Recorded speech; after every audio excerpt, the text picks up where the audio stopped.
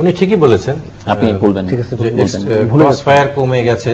আমি একটু ক্রস করছি। ক্রস ফায়ারের ধরন বদলে গেছে। আগে ক্রস ফায়ারে মানুষ গোনা হতো, এখন গুমে মানুষ গোনা হয় না।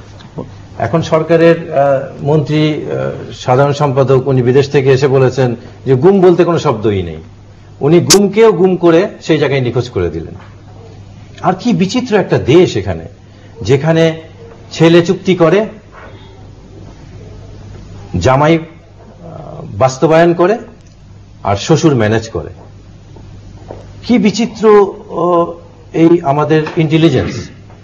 যারা সেনাবাহিনীর শপথ নিয়ে আসে এবং তারা পুরো বাংলাদেশের গোয়েন্দাগিরি তার নখদর্পণে, শিবিরের কোথায় কোন অজপাড়াগায়ে 3-4টা ছেলে জড়ো হচ্ছে সেটাকে গোপন বৈঠক বলে জেহাদি পুস্তক দিয়ে ধরা হচ্ছে, আর সেনাবাহিনীর ভিতরে র্যাবের একজন সিও সে 7 কোটি 8 কোটি টাকা দিয়ে কন্ট্রাক্ট করে মানুষ হত্যা করছে, সেই ইন্টেলিজেন্সের খবর নেই।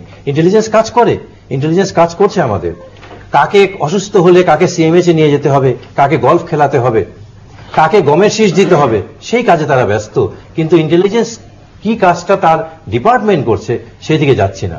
কারণটাই হয়ে যাচ্ছে যে আপনি যাকে দিয়ে অন্যায় কাজ করাবেন তাকে আপনি কোনোদিন নিয়ন্ত্রণ করতে পারবেন না। এবং কারা এটা করাতে চাচ্ছে, আপনি বিডিআর হত্যা থেকে শুরু করে যারা সেনাবাহিনী, এদেশে সেনাবাহিনীর প্রয়োজন নাই যারা একসময় বলেছিল, লাল বাহিনী, নীল বাহিনী, রক্ষী বাহিনী তৈরি করেছিল সেনাবাহিনীর এগেইনস্টে, তারাই কিন্তু এই সেনাবাহিনীকে ডাল ভাত কর্মসূচির নামে মুদি দোকানদারি দিয়ে দিয়েছে, এবং এই ইস্যুতেই তাদেরকে ইন্টেলিজেন্স আপনার চৌকস অফিসারদেরকে হত্যা করা হলো। এবং সেনাবাহিনীকে আজকে কোন পর্যায়ে নিয়ে আসা হলো তাদেরকে, তাদের মধ্যে ইমিউনিটি সিস্টেমটা ধ্বংস করে দেওয়া হলো। আপনি র্যাবের যাদেরকে কলা বলা হচ্ছেন, এ তো সালাদুল্লাহ ভাইয়ের টাকা ভাগাভাগির বিষয়, এ তো আর্মি কিংবা কোনো পেশাগত বাহিনীর বিষয় না। আপনি দলীয় ক্যাডারকে শালা সম্বন্ধী জামাইকে বসিয়ে দিবেন আর সেটা একটা প্রতিষ্ঠানের উপরে ব্লেম দিবেন, তা তো হতে পারে না। অ্যাকচুয়ালি আওয়ামী লীগের যে সমস্যাটা হচ্ছে যে তারা সবসময় তারা নিজের লোকজনকে হত্যা করে আনন্দ পায়। দেখেন 4 নেতাকে জেলখানায় যে মারা হলো, এটা কে মেরেছে? তখন বিএনপি ছিল, জাতীয় পার্টি ছিল, খন্দকার মোস্তাক তারাই লোক ছিল, তারাই মেরেছে। নরসিংদীর লোকমানকে কে মেরেছে? তারাই মেরেছে।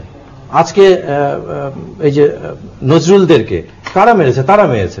মিল্কিকে শপার্স ওয়ার্ল্ডের সামনে গুলশানে কারা মেরেছে? যুবলীগের লোকরাই মেরেছে।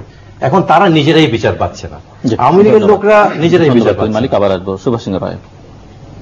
না, আমি মন দিয়ে শুনছিলাম মালিকের কথা।